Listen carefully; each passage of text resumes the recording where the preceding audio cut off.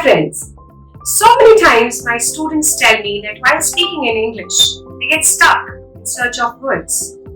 They are looking for a certain word and that word is nowhere to be found. And then they end up using a different word which doesn't quite convey the meaning. Now this can be one of the situation. The other situation can be that when you fumble for words, you get all the more nervous and anxious and you get stuck for words even more. You feel that your English is awful. You feel that I'm a bad English speaker. I don't know English words. And all I need to do to become a good English speaker is expand my vocabulary. Hi, I am Surabhi Jain, your language acquisition coach. And I help you learn English beyond the classroom. I help you live your English and love your English. So in this video lesson today, I'm going to tell you that you need to stop learning and memorizing new words in order to improve your vocabulary.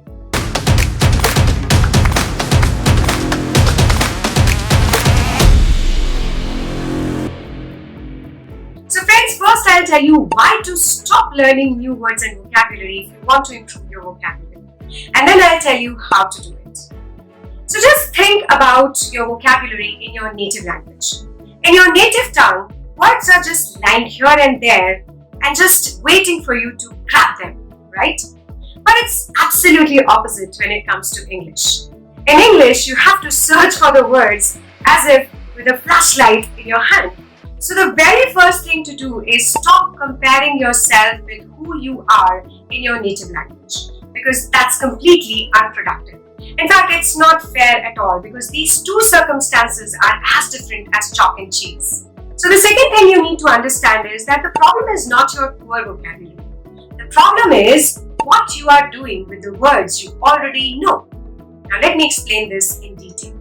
Now imagine your vocabulary, your present vocabulary as a circle. Now these are the words you actually know.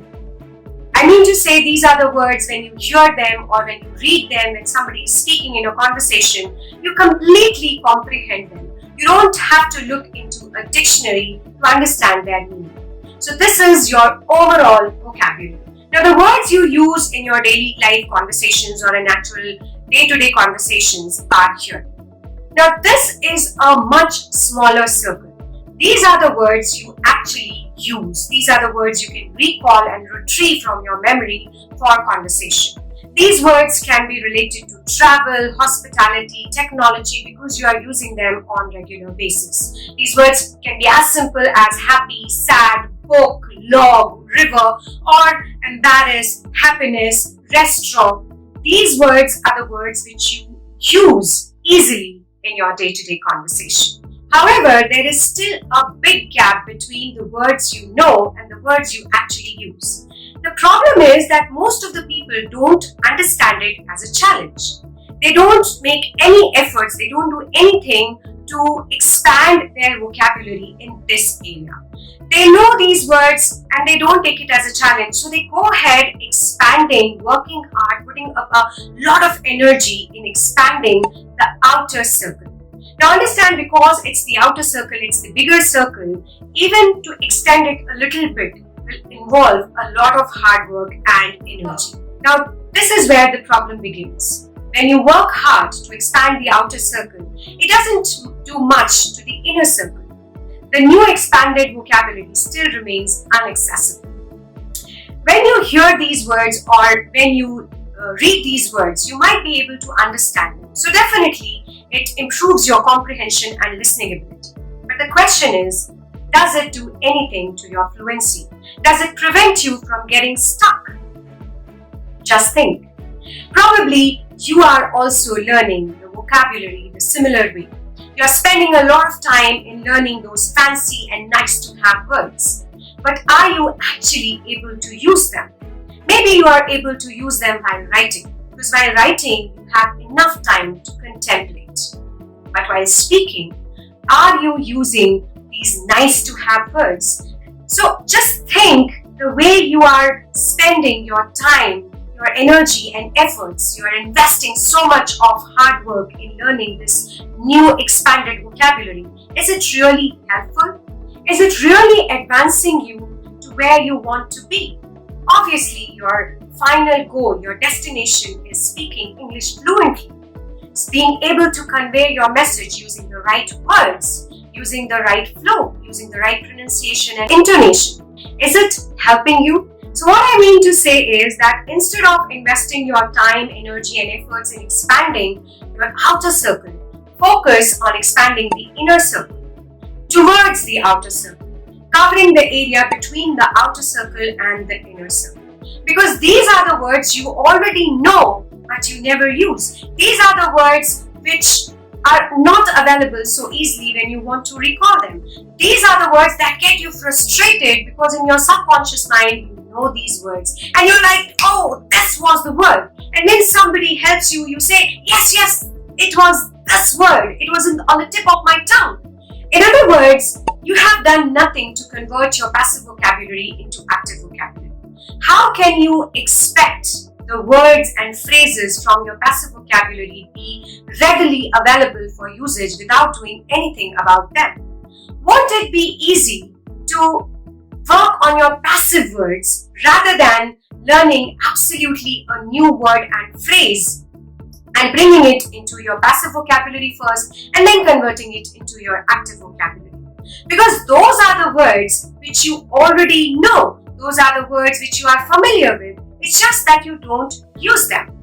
So let's look at 5 easy steps which will help you to improve your fluency without learning new words. These are the A, B, C, D steps of turning your passive vocabulary into active vocabulary. Assess your current vocabulary level by identifying the words which you are able to understand, which you have learned, but you cannot use them comfortably in your speaking and writing.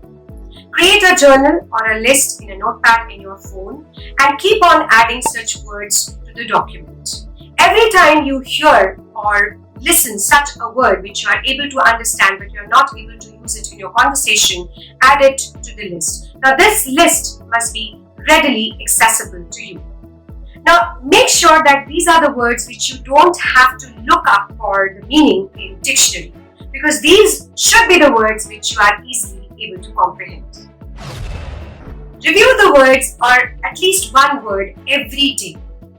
Build your understanding of that word by looking for connotations, collocations, synonyms and antonyms on Google. Sometimes it happens that our mind refuses to recall a particular word because it is unsure of its pronunciation.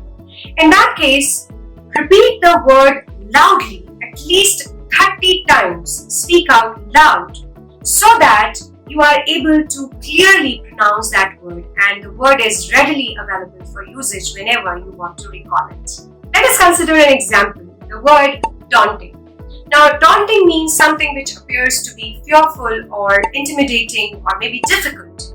Now, if I am unsure of the pronunciation of this word, I will go and check the Google pronunciation and I will pronounce it at least 30 times loudly, so much so that it becomes my muscle memory. Daunting, daunting, daunting, 30 times. Contextualize the words and phrases by looking for 3 sample sentences on Google. In this way, you will be able to understand how these words or phrases are used in different contexts. Pay attention to the sentences and try to analyze the structure of these sentences. For example, it was a daunting task, but it was done with some forward planning. Jane is so shy, she finds it daunting to go to the parties. Bringing the parties to agree to the treaty is going to be a daunting job. Develop your active vocabulary by practicing using these new words or phrases in at least 3 sentences of your own. Try to use these new words or phrases deliberately in your conversation with your friends and colleagues until it flows out of your mouth naturally. Evaluate your progress through self-analysis. Record your conversations, read your articles, and check how many times did you use the word in different contexts. Use the analysis to revise and improvise the usage of words and keep practicing them by using the words in different contexts. So the next question which might be clustering your mind is, Surabhi, how many words every day? So I have a bonus tip for you. I recommend only one word a day. I have seen people learning 5 new words every day, but don't overwhelm yourself. Because even if you learn one new word or phrase every day, it will be 20 to 30 new words or phrase in a month. Isn't that enough? At least it is much more than what you already had in your bank a year. Isn't that great? So start enhancing the words you already know. It's a skill. The easier it is for you to use the words you already know, recall the words and utilize them, the easier it will be for you to learn new words and start using the words which you don't know. But remember one thing, if you understand something, if you gain clarity on something and you don't take action, everything is useless. So right now, I want you to take action. I want you to bring your notepad and write down at least 10 words which came up in this video, which you know but you don't use. Okay, if not 10, start with at least 5. Okay, if not right now, at least make that list ready by the end of the day. And not only that, I want you to post that list in the comment box because I want you to take action. Because I help you learn English beyond the classroom. I want you to love your English and live your English. So if you find this video useful, share it with your friends and don't forget to subscribe to my channel. Till then, this is Surabhi Jain saying goodbye.